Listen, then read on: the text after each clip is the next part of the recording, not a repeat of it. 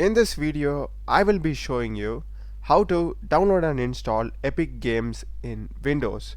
So let's get started. First thing, just Google Epic Games. Click on the first link, store.epicgames.com. Just click it. So to the rightmost top, you'll be having the download option. Click that. And the download will be getting started. It is around 82 MB in size, the installer, so just be patient till then. Once the download is complete, just open it. So we will be getting the Epic Games setup.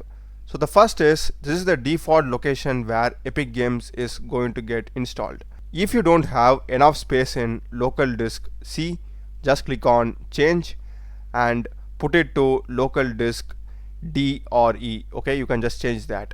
Just click on install. So I'm getting this verifying update and it's turned into downloading update. So just be patient till then. And after that download is complete, you'll be having an icon over here also. You can just open that.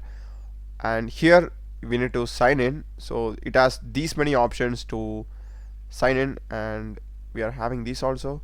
So in case if you already have an account, you can just directly sign in.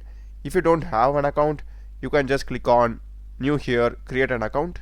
So after you sign in, you will be taken to an interface like this. So just click on store, and to the top you'll be having a search option. So let me just go and search for Rocket League.